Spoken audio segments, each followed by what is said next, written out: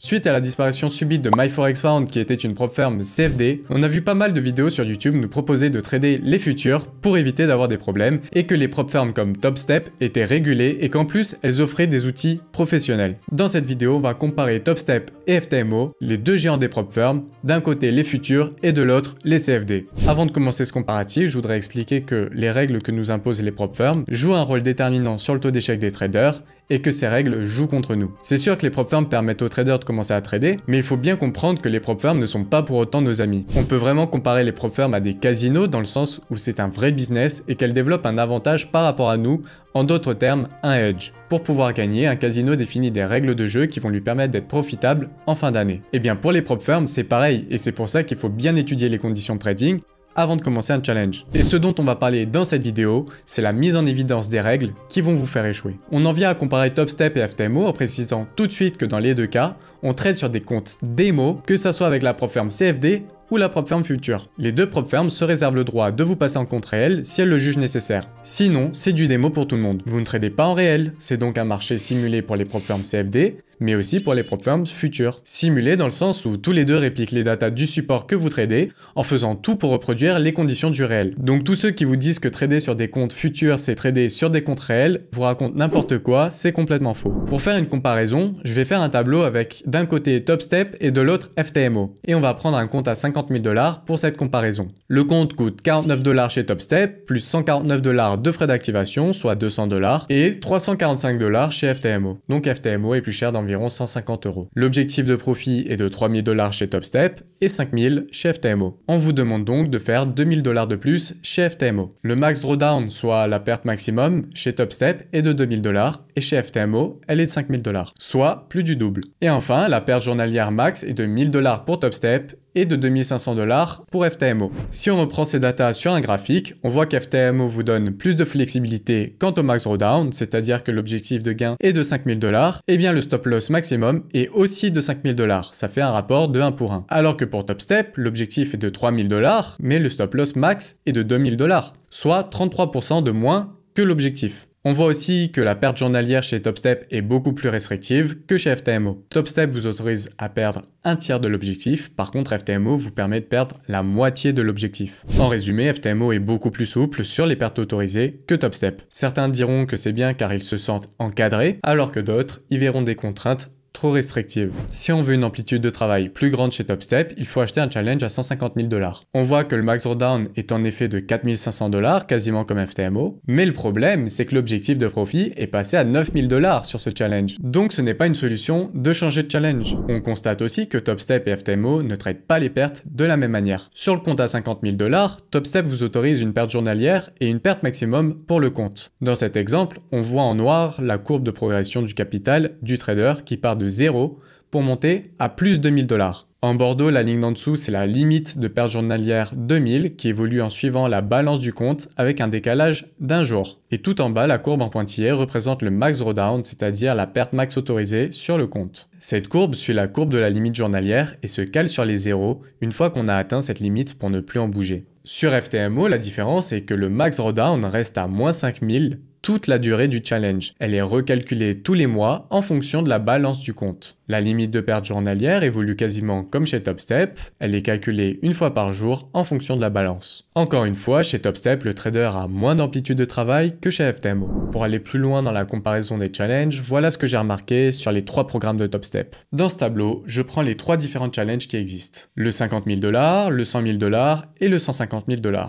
Observons le compte de 50 000 $. Il a un objectif de 3 000 $ et un max drawdown de 2 000 $. Maintenant, observons le challenge de 100 000 $. L'objectif est de 6 000, mais le max drawdown est seulement de 3 000. C'est-à-dire que l'objectif a augmenté de 50%, mais le max drawdown, lui, n'a augmenté que de 33%. Vous l'aurez compris, ça veut dire que le challenge à 100 000 $ est plus dur à passer que celui à 50 000. Pour le compte à 150 000 $, les choses se compliquent encore un peu plus, puisque l'objectif augmente de 68%, mais le max drawdown n'augmente lui que de 55%. Ce qui veut dire que chez Topstep, il vaut mieux passer un petit challenge plutôt qu'un gros, vous aurez plus de chance. Dans ce tableau, je vous montre comment auraient dû être les challenges Topstep avec le même ratio entre les challenges. Il aurait fallu qu'on ait le challenge à 100 000 $ à 6 000 de profit et 4 000 de drawdown, et le challenge à 150 000 $ pour 9 000 de profit et 6000 de drawdown. On peut clairement voir la difficulté qu'il vous rajoute pour créer un edge contre vous. Si on observe FTMO et qu'on passe d'un challenge à l'autre, on peut voir que le max drawdown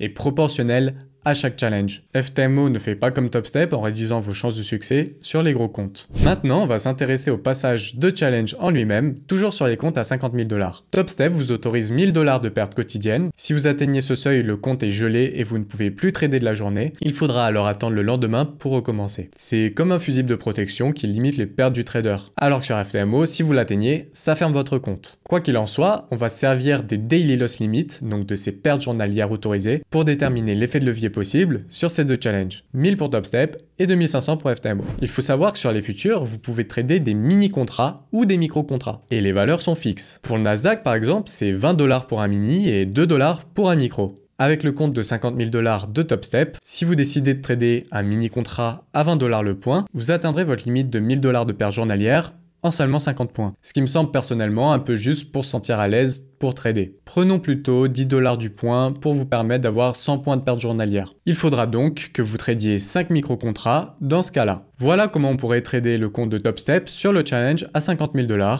avec 5 micro-contrats. Voyons maintenant quel serait l'effet de levier sur FTMO avec les mêmes contraintes. Si on voulait avoir 100 points de perte autorisés sur la journée, il faudrait trader à 25 $ du point étant donné que la perte journalière sur FTMO est limitée à 2500 $, soit 2,5 fois de plus que chez TopStep. Si on décidait de trader à 10 $ du point sur le compte FTMO comme pour chez TopStep, on aurait 250 points de perte autorisés par jour, ce qui est beaucoup plus sécurisant. Donc ça, c'est un gros avantage pour FTMO.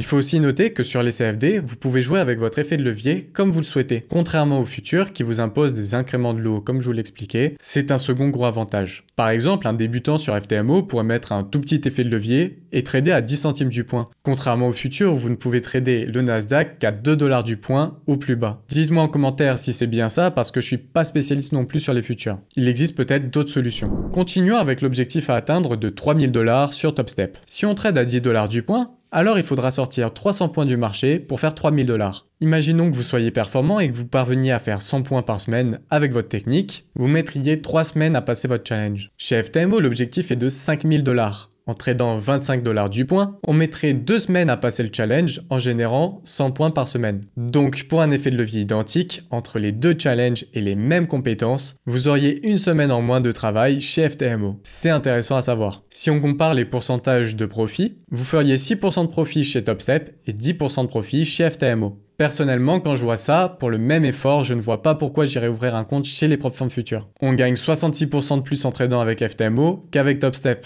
Encore une fois, avec le même effet de levier et moins d'efforts en trading. C'est quand même un argument difficile à ignorer quand on choisit sa propre firme. TopStep offre la possibilité de trader 3 comptes simultanément, soit 3 comptes à 50 000, ce qui fait 150 000 $.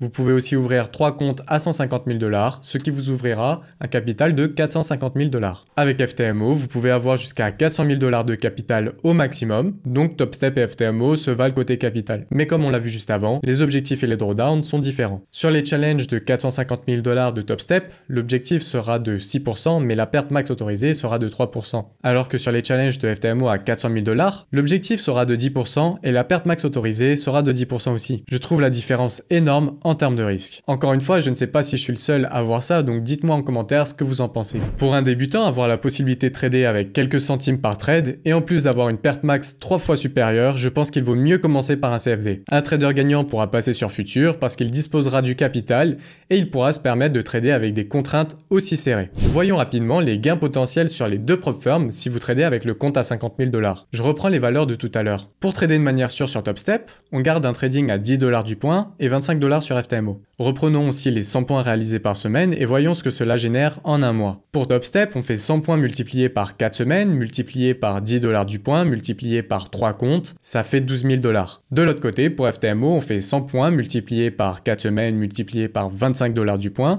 multiplié par 3 comptes, ça fait 30 000 $. Même conclusion que tout à l'heure, pour le même effort, on génère 2 fois moins de profit. Il y a un dernier point que je voudrais aborder dans ce comparatif parce que j'ai trouvé ça vraiment bizarre, c'est les retraits des fonds en cas de gain. Sur FTMO, une fois que vous avez validé votre compte et que vous venez de faire vos premiers profits, vous pouvez retirer tous vos gains. Par contre, chez TopStep, il vous impose la condition suivante. vous ne pouvez pas retirer plus de 50% de vos gains. Si vous retirez la totalité de vos profits, votre compte est fermé. En fait, il vous incite à laisser un buffer de protection, une sorte de coussin en cas de perte. Imaginons que vous ayez fait 3000 $, vous ne pourrez prendre que 1500 $ et laisser le reste pour un prochain retrait en sachant qu'il faut laisser suffisamment d'argent pour recommencer à trader à cause du max drawdown qui est à 0 et à votre daily limit qui sera calculé sur l'argent qui reste, soit dans notre cas les 1500 $. Chez TopStep, c'est donc vous qui assumez vos pertes après le premier paiement. Pas chez FTMO. TopStep vous autorisera à retirer 100% de vos profits après 30 jours de trading dans le vert. Encore une règle qui, selon moi, peut pousser à la faute. Ça me fait un peu penser à un gars qui travaille dur pour un patron et au moment de le payer, le patron lui donne seulement la moitié de ce qu'il lui doit. Moi, personnellement, je trouve ça inadmissible. En conclusion,